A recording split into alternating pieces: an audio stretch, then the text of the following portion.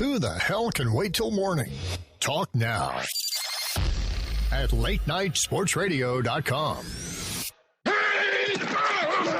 Millionaires are being made all season long at DraftKings.com, America's favorite one-week fantasy football site. 1 week fantasy means no season-long commitments. Play whenever you want. Got a player who's hurt? No problem. Injuries won't derail your shot at victory because it's like a new season every week, so you're never stuck with the same players. Pick your team in minutes, and you could be on your way to winning huge cash. This season, one listener turned $10 into $5,000. Another turned $2 into $10,000. And a new millionaire has been crowned nearly every week this season at DraftKings.com. You could be next. Imagine winning $1 million in one day just playing fantasy football at DraftKings.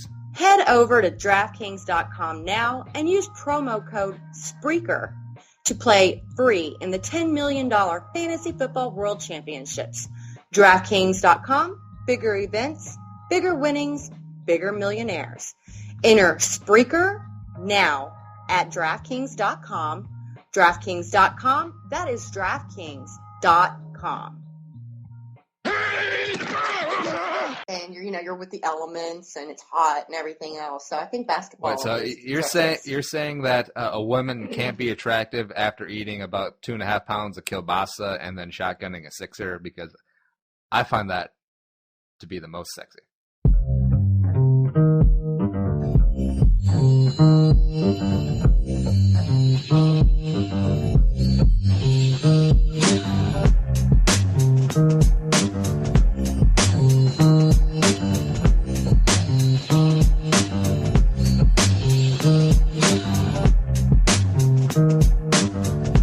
Welcome back to the friendly confines for yet another fine edition of the Claire-vs-Carlson Show with the cola, gummy bears, FU Hairbo. There are many things you can put in your ears. This is one of them.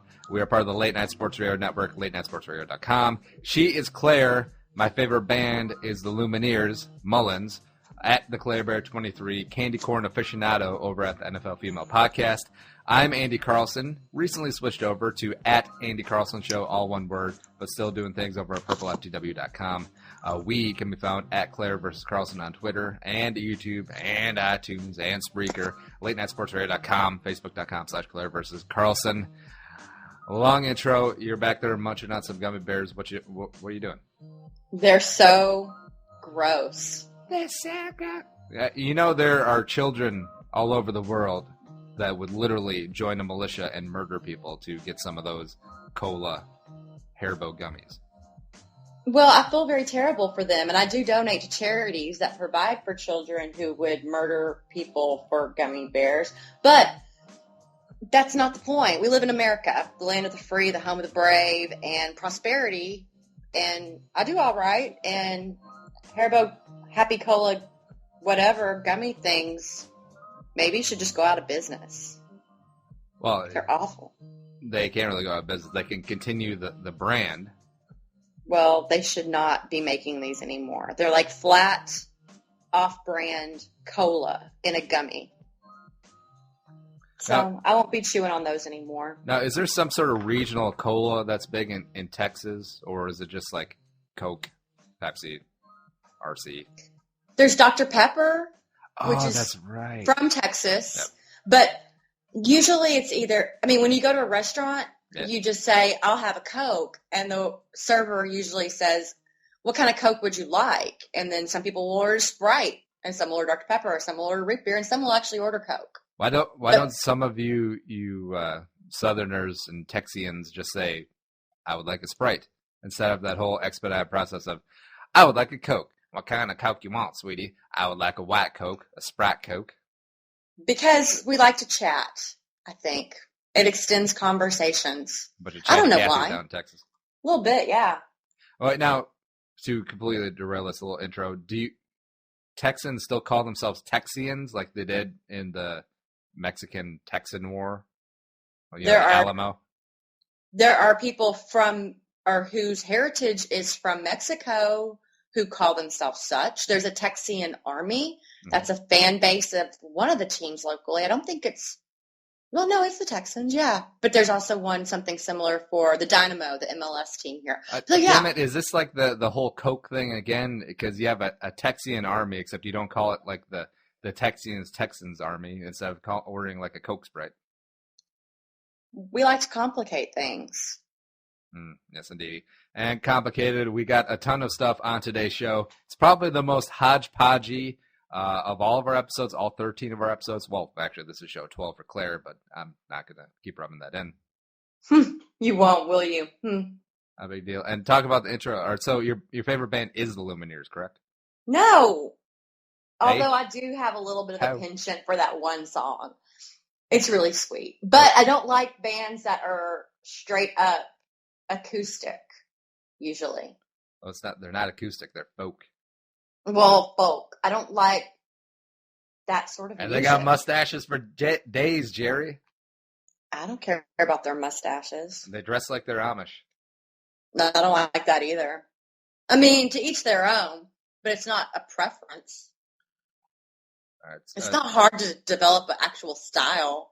All right, speaking of style, you put out a little photo of yourself in a dress, and that was the one that broke the internet. It wasn't Kim Kardashian's ass. It wasn't Golik's ass either. But come on. Stop. Come I'm over on. here blushing. Stop it. You're not even supposed to talk about that publicly. That's why it's on my protected account. Oh, come on. You can put your news on the street. Plus, how are you going to tell you're blushing? You live in Texas. What does that mean? You're probably sunburnt or windburnt or... You're crazy, dude. Let's just change this topic right now. Let's talk about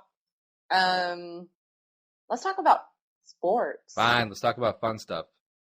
Good. But I prefer first, that. We got to bring it down quite a bit and call out some people because that's kind of what we do in the radio business, even though this is a podcast business. But very sad story to start with. Florida State shootings, gunman, a former student, attorney, opened fire in Florida State's Strozier Library early Thursday morning. Thankfully, no one was killed except for the shooter, who was gunned down by police. There were 3 injured. But for the sports tie-in, ESPNU, employee, not employee, made a bad joke on the Twitter machine. ESPNU campus connection reporter, who's ESPNU came out and vehemently said that this is not an employee, but more a representative. Some chick named something called Marissa Martin. She tweeted out, quote, reported gunman on the FSU campus. Maybe she is heading for Jameis, end quote. And she caught a bit of flack from that. Also, kind of funny thing is that the first response, the first person to call her out was a guy named Drew, who actually lives up in the cities that I met. Pretty cool guy. It was pretty neat that, he was part of the screenshot that all the news organizations were circulating of her tweet. So that was kind of funny. But not funny was her follow-up. It was, quote, since apparently I can't make a joke in all seriousness, I hope everyone at Florida FSU is safe and that the gunman is found, but I stand by my opinions, end of quote. And, of course, a couple hours later, she claimed she was hacked. The old stand-by follow. But first off, I stand by my opinions. What does that even mean in this case?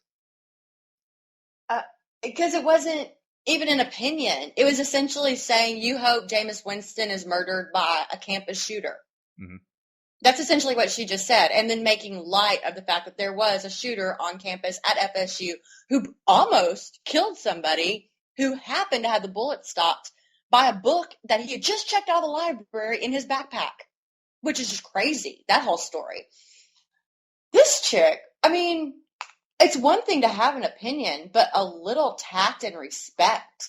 And that wasn't an opinion. An opinion would be, oh, I really hope Jameis Winston dies. Okay, that's maybe an opinion.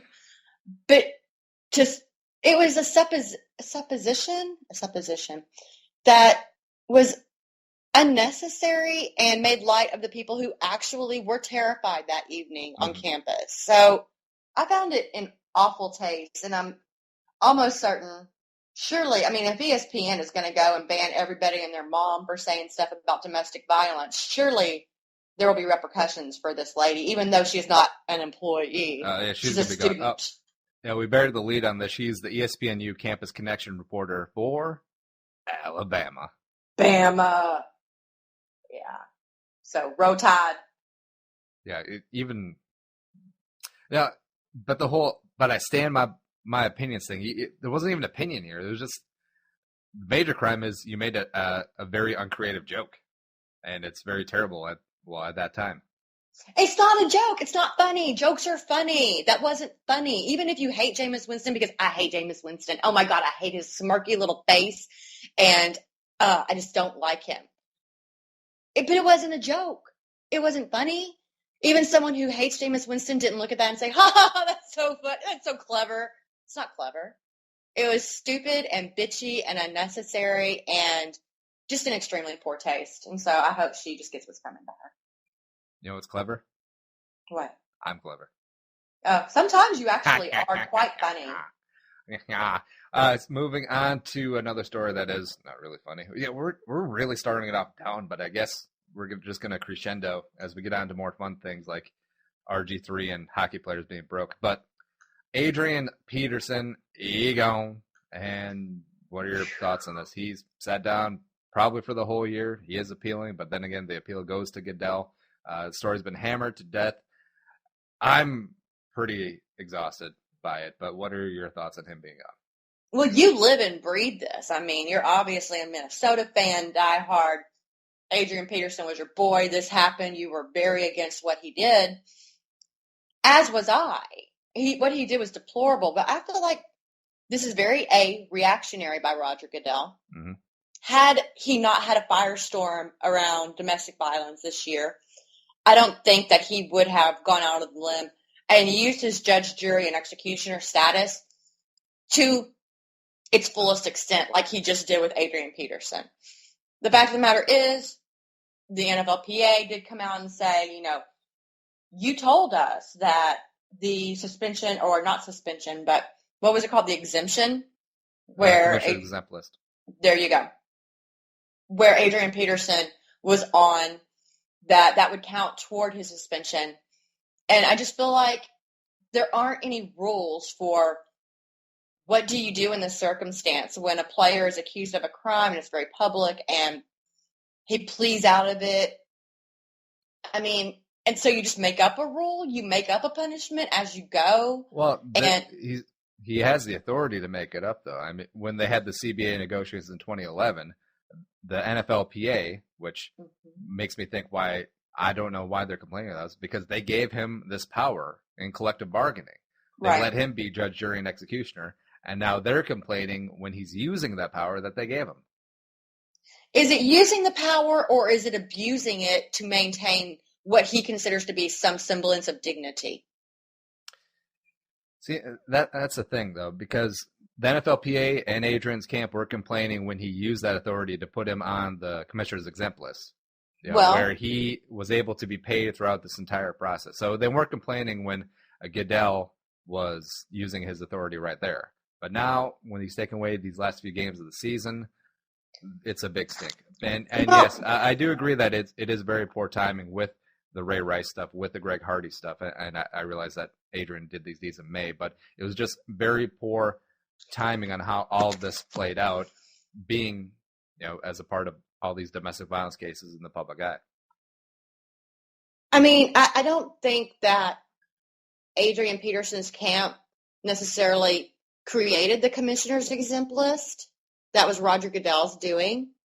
I feel like an alternate punishment would be for what Adrian Peterson was paid for the games he missed, for that to be repaid to the league or his team. And then he's allowed to continue playing as it has been resolved in a court of law. Mm-hmm. That's just my opinion. Yeah, I'm pretty much indifferent by it. I'm basically just tired of talking about it since all in with Jerick McKinnon. Come on. And also the whole thing of, the team saying that Adrian, we have no plans to trade or release him, and then Adrian coming out today. He had a very good interview with Tom Pelissero of the USA Today. Used to be the Vikings beat writer here. I think it was Star Tribune. Okay. Might have been the Pioneer Press, one of the two. But Adrian did seem very contrite in it, and he talked about maybe a fresh start is best for both sides. So that makes me think that his party have had conversation with the Vikings that lead him to believe that they're going to move on, so he may as